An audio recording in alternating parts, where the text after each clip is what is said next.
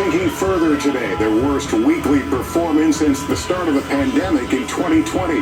The major difference, this market meltdown appears to be largely self-inflicted. The Trump trade war, the president's new tariffs being imposed on 180 countries, faced retaliation today from China, which announced it will place a 34% levy on American products, matching new U.S. tariffs on Chinese products, and hastening today's market sell-off.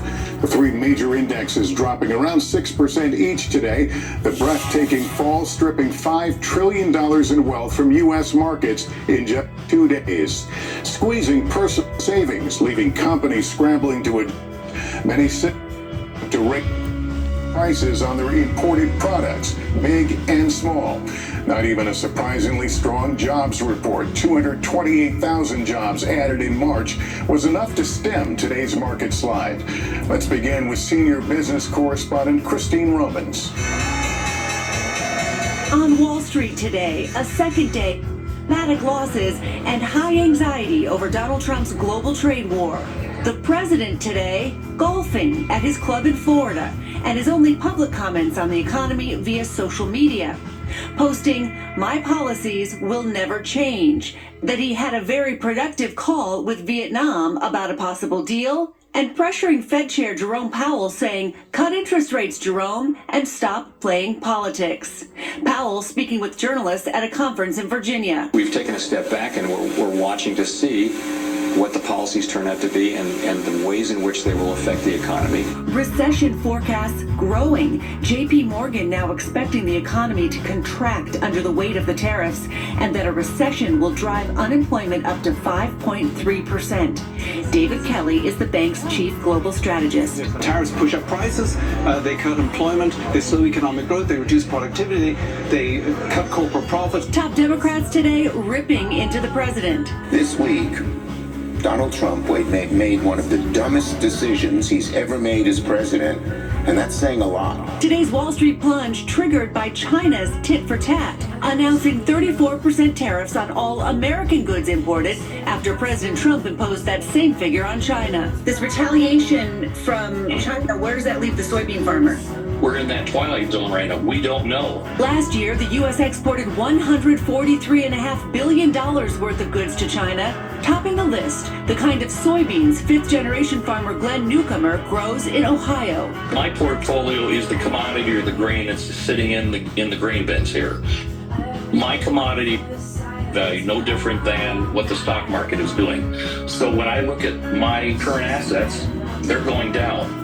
And hopefully it will turn around. Concerns about a growing risk of recession overshadowing today's report showing the U.S. economy added 228,000 jobs in March. We basically had the rug pulled out from under us. Steve Lang runs a company that sells wedding and prom dresses to hundreds of boutiques. Dresses he imports primarily from Asia. What would you have to do for prices?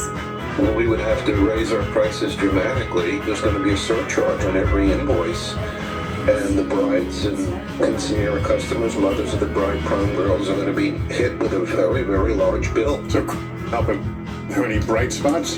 Well, Lester, one thing to take a look at here, mortgage rates. They're down this week. The 30-year fixed rate mortgage, the lowest level in months. And the White House pointing to some manufacturers announcing plans to increase production domestically. But with 62% of Americans having money in the stock market, a lot of people tonight are simply seeing all these down arrows. All right, Christine Romans, thank you. And as more tariffs are set to go into effect, it has many people asking, buy now or risk paying more later? Aaron McLaughlin with that part of our coverage.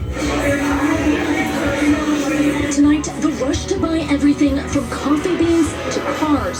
Concerned about tariffs, Alan Willens in California is now the proud owner of a new Toyota Corolla. I think the tariffs really pushed us into, we were coming just to look, and here we end up purchasing. And further south at this coffee shop outside LA, Betsy Dennis buying 3 times her normal amount of beans. It's very upsetting that we're going to have to pay more. Across the country, consumers and businesses stocking up before tariffs impact prices. It's been a busy week selling cars, been a busy week servicing cars also. In Connecticut, Subaru dealership owner Peter Krause says even he's loading up. Are you stockpiling car parts? Yes, we bought more parts in order to have parts where we don't have to have a price increase for our customers. We increased the inventory about 10%. At this appliance store in Queens, manager Howard Steinman says he's seen an uptick in business and customers' anxiety. Well, it does remind me of COVID in the sense that people are panicking. In some cases, those looking to hurry will have to wait. Today, Japan's Nintendo postponed pre-orders for the hotly anticipated Switch 2 console in order to assess the potential impact of tariffs. I was disappointed and anxious because I just want to lock in the pre-order. CNBC senior personal finance correspondent Sharon Epperson says whatever you do, don't panic. This is the time to really think about every purchase that you make, every spending decision that you make, to make sure that you really need to do it. Even as many are now buying in bulk and stashing away any extra essentials. Karen McLaughlin, NBC News, New York. All right, we turn now to the millions across the Midwest and South who continue to be hit with virtually nonstop severe weather, including devastating tornadoes and flooding.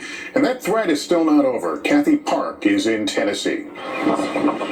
The storm-weary South back in the bullseye again tonight. Relentless rain pushing rivers to the brink.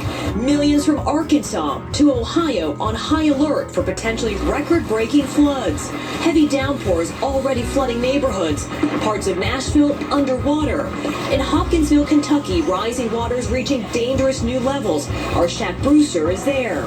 Residents here tell me they've never seen anything like this before. The river overtaking what's normally a park, flooding some of those cars and rushing into businesses. The building manager telling me the water inside is still rising. Oh, wow. And it'll be the same, like I said, all this at minimum is happening all down here right now.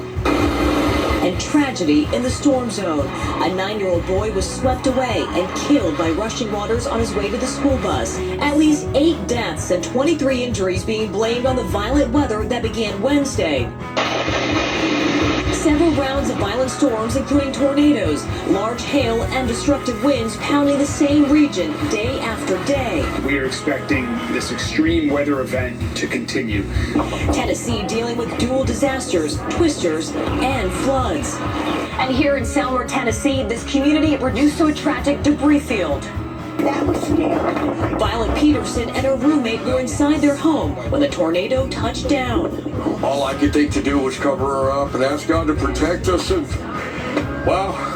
They survived, but the trauma runs deep. I can't go through that again. A storm right out of a storybook without the happy ending. Kathy Park, NBC.